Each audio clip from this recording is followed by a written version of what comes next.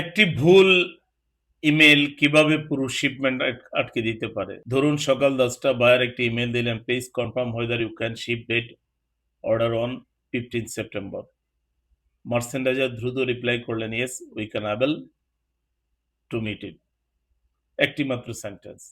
কিন্তু তিনি কি জানেন যে তার ফেব্রিক আসে নাই বা ট্রিমস কখন রেডি হবে, শিপমেন্ট অ্যাপ্রুভাল হয়েছে কিনা, আমাদের আসলে আদৌ প্রোডাকশন ক্যাপাসিটি আছে কিনা, ইনস্পেকশনের জন্য কতদিন লাগতে পারে, শিপমেন্ট বুকিং হয়েছে কিনা, এই বিষয়গুলো যদি চেক না করে তিনি ইমেলের জাস্ট এক লাইনে একটা রিপ্লাই দিয়ে দেন, তাহলে এটাই সমস্যা হয়ে দাঁড়াবে এবং এটা একটা মেজর সমস্যা হয়ে দাঁড়াবে। তো পরবর্তীতে তাকে লিখতে হবে can't meet the shipment date. এখন প্রশ্ন হলো দায়ী কে? আর কিভাবে এই দায়িত্ব থেকে আমরা দায়ী হওয়া থেকে আমরা উত্তরণ পেতে পারি? Welcome to Godman's Excellence with Aziz.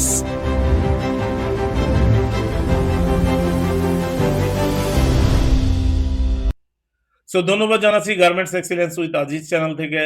আমাদের আজকের পর্ব দ্য কমপ্লিট মার্চেন্ডাইজিং ব্লুপ্রিন্ট পর্ব 5, কমিউনিকেশন বার্ডস অ্যান্ড লিডারশিপ।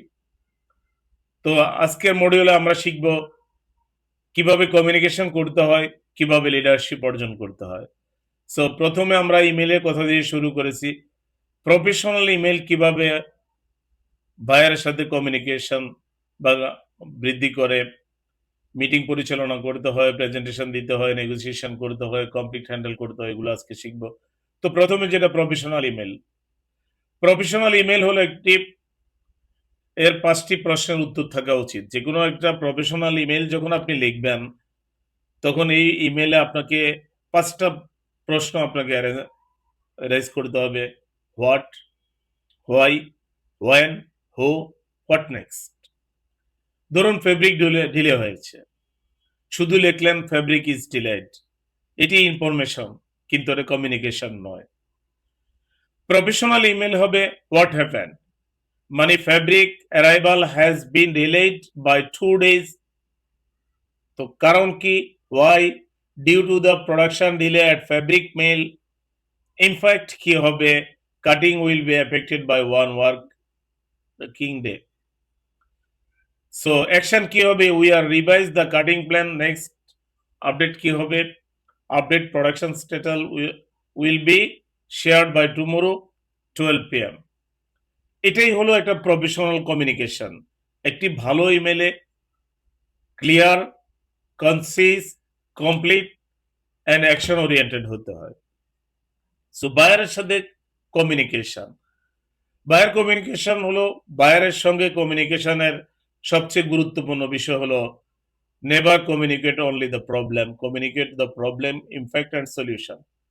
মানে বায়ারকে কখনো শুধু প্রবলেম বলবেন না, এটার কি ইমপ্যাক্ট হবে, এটার সলিউশন কি। ধরুন বায়ারের ফেব্রিক অ্যাপ্রুভাল ডিলে হয়েছে, দুর্বল communication. We can't start production because approval is pending. এটা হলো আপনার একটা দুর্বল কমিউনিকেশন। সো প্রফেশনাল কমিউনিকেশনটা কি? এখানেই মানুষ এই জন্যই কন্টেন্ট রাইটিং শিখে বা কিভাবে স্কিল কমিউনিকেশন হয়। তো আপনাকে সবল যদি আপনাকে রাইট কমিউনিকেশন করতে হয়, তাহলে এটার উত্তর লিখতে হবে fabric approval is still pending. To protect the plant shipment date, we propose completing cutting preparation in parallel the starting bulk production immediately after approval. This will help us to minimize the potential impact on shipment timeline. এখানে শুধু প্রবলেমটা আমরা বলি নাই, solution, impact, action and situation সবগুলোই আমরা ব্যাখ্যা করেছি। এই 4টি বিষয় এসেছে, বায়ার তখন বুঝতে পারেন this person is not just reporting A problem, this person is managing the problem. মানে এই লোকটা শুধু প্রবলেম রিপোর্ট করেই সে শেষ হয় নাই, সে বুঝতে পারে যে এটা কিভাবে ম্যানেজ করতে হয়। Meeting skill.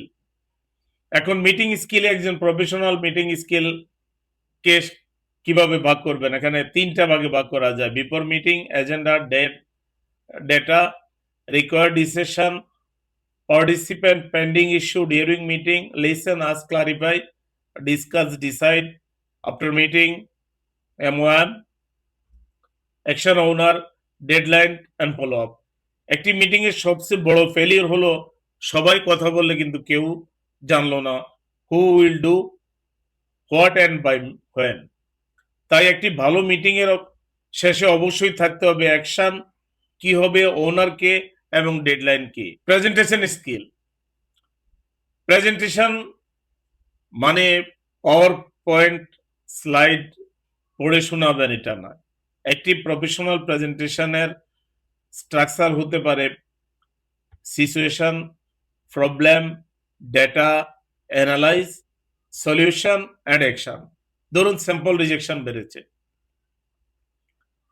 আপনি শুধু বললেন স্যাম্পল রিজেকশন ইজ হাই, এটা প্রেজেন্টেশন নয়, বরং বলুন গত মাসের স্যাম্পল রিজেকশন ছিল 12%, অ্যানালাইসিস করে দেখা গেছে যে 40% measurement issue, 30% workmanship, 20% pattern related, 10% আলাদা।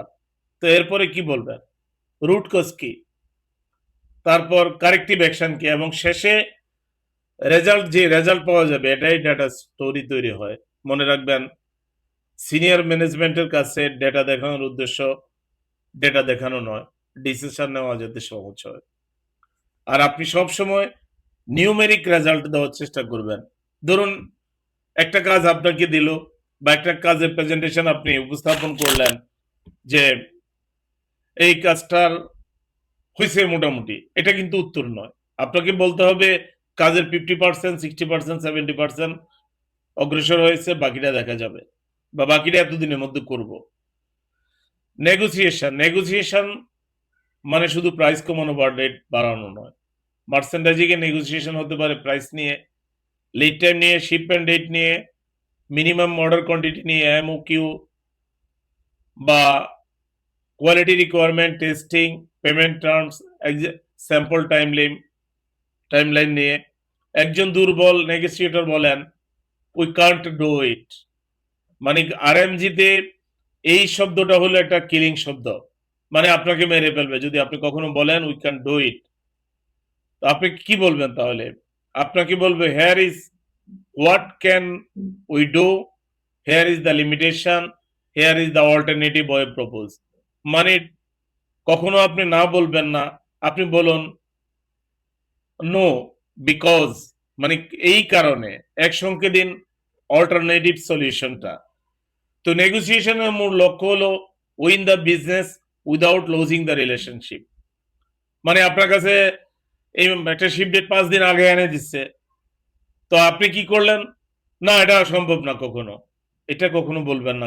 আরএমজিতে যারা প্রফেশনাল মার্চেন্ডাইজিং শিখতেছেন তারা কখনো এটা বলবেন না, বরঞ্চ আপনি সলিউশনের কথা বলেন, কারণ দেখান এবং একটা প্রপোজ করুন, তাহলে আপনার গুড রিলেশনশিপ থাকবে।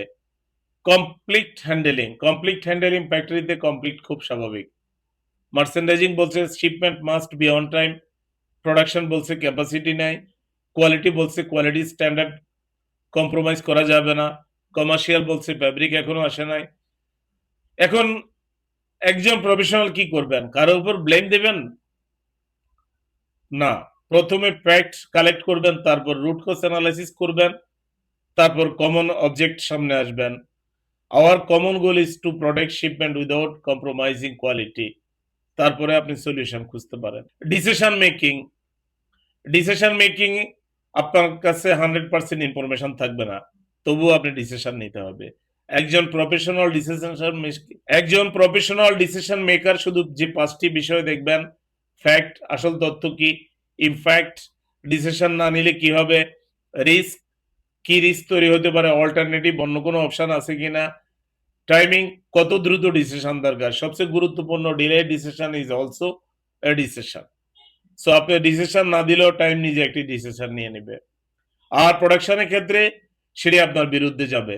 তারপর প্রবলেম সলভিং, আপনাকে মার্চেন্ডাইজিং জব করতে হলে প্রবলেম সলভিং করতে হলে প্রবলেম ডিফাইন করতে হবে, প্রবলেম মেজার করতে হবে, অ্যানালাইসিস করতে হবে, রুট কজ বের করতে হবে এবং অ্যাকশন কারেক্টিভ অ্যাকশনে যেতে হবে, ভেরিফাই করতে হবে। সো তারপরে সর্বশেষ হলো লিডারশিপ। লিডারশিপ মানে পজিশন নয়, আপনার নামের পাশে ম্যানেজার থাকলে আপনি লিডার হয়ে যাবেন না। একজন লিডার ডিরেকশন দেন, এক্সপেকটেশন পরিষ্কার করেন, টিমকে অ্যালাইন করেন, প্রবলেমের সামনে দাঁড়ান, সাকসেস হলে টিমকে ক্রেডিট দেন। একজন বস বলেন ডু ইট, একজন লিডার বলেন this is what we need to achieve, let discuss how can we achieve it. মানে একজন বস বলে এই এটা করো, আর একজন লিডার বলে যে না এটা আমাদের অ্যাচিভ করতে হবে, চলো আমরা আলাপ আলোচনা করি কিভাবে হবে। এটাই আসলে লিডারশিপ। সো তারপরে আসে ম্যানেজারিয়াল ক্যাপাসিটি। আসলে লিডারশিপ এবং ম্যানেজারিয়াল ক্যাপাসিটির অনেক বড় ভিডিও, এগুলা নিয়ে আলাপ করতে গেলে একটা মিনিমাম আলাপ করতে হলেও অনেক সময় লাগে। তো আমি প্ল্যান করেছি যে ম্যানেজারিয়াল ক্যাপাসিটি এবং লিডারশিপ নিয়ে আমি আলাদা দুইটা কন্টেন্ট রেডি করব, যেটা আপনাদের এইতে বক্সে থাকবে। সো ম্যানেজারিয়াল ক্যাপাসিটি হলো একজন ম্যানেজারের ক্যাপাসিটি শুধু কত কাজ তিনি নিজে করতে পারেন তা নয়, তার হোল টিম কত কাজ করতে পারে এটাই, এবং কিভাবে তিনি কাজটা ম্যানেজ করেন এটাই। সো প্রোডাকশন ম্যানেজমেন্ট আপনাকে শেখায় কিভাবে অর্ডার ডেলিভারি করতে হয়, কিভাবে কমিউনিকেশন অ্যান্ড লিডারশিপ বিল্ড করতে হয়, আপনাকে শেখাবে কিভাবে মানুষকে সঙ্গে নিয়ে সেই ডেলিভারি নিশ্চিত করতে হয়।